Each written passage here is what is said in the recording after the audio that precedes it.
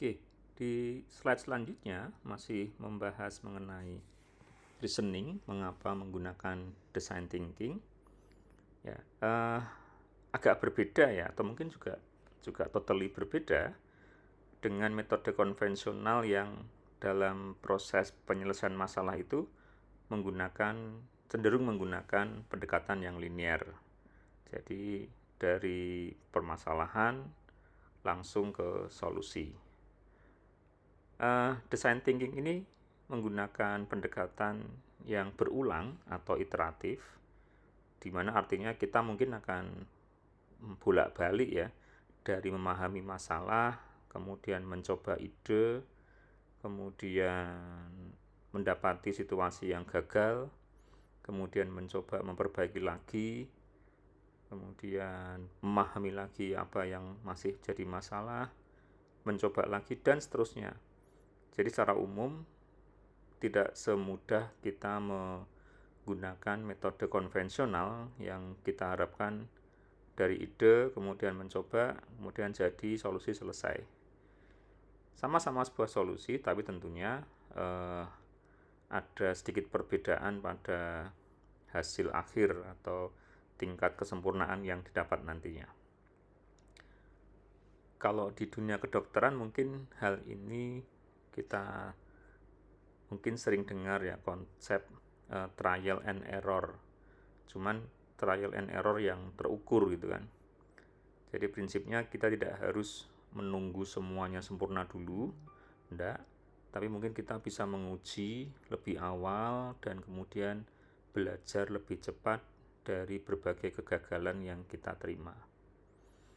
Nah, selain itu, pendekatan design thinking ini juga mendorong kita untuk memiliki kemampuan mengajukan pertanyaan-pertanyaan kritis dan kreatif. Yang jadi pertanyaan tentu adalah solusi yang kita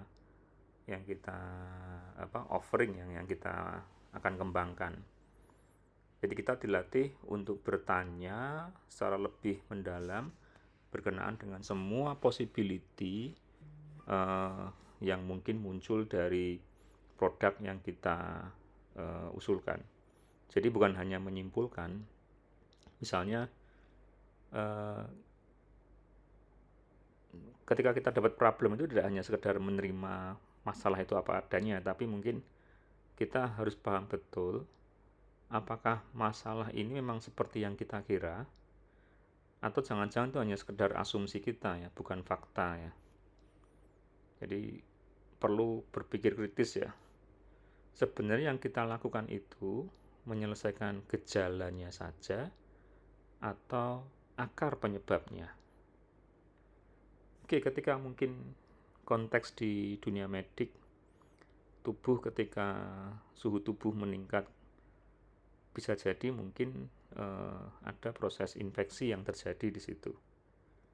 Tindakan melakukan kompres supaya tubuh itu kembali ke suhu normal, itu kan sebenarnya kan bukan menyelesaikan masalah kan, tetapi lebih cenderung menyelesaikan gejalanya saja.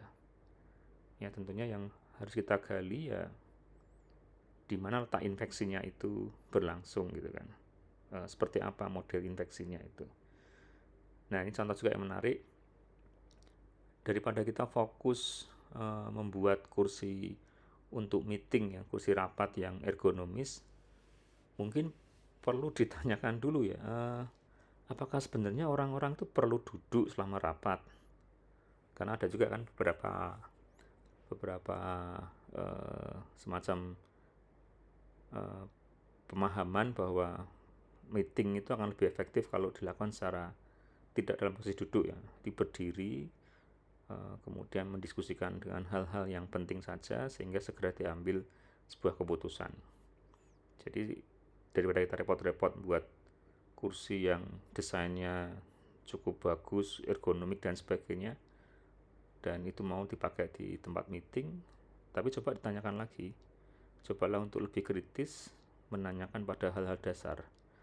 Sebenarnya kursinya perlu enggak sih sampai segitunya semua aspek dipikirkan. Nah, pertanyaan seperti ini nanti diharapkan bisa menghasilkan solusi yang benar-benar baru dan sangat-sangat atau lebih relevan. Itu yang kita harapkan. Jadi mengapa design thinking kita gunakan? Karena design thinking itu tadi ya, proses pemikiran yang iteratif namun diharapkan progresif ya. Jadi semakin banyak solusi yang bisa diselesaikan dalam 1 putaran, 2 putaran, 3 putaran. Oke.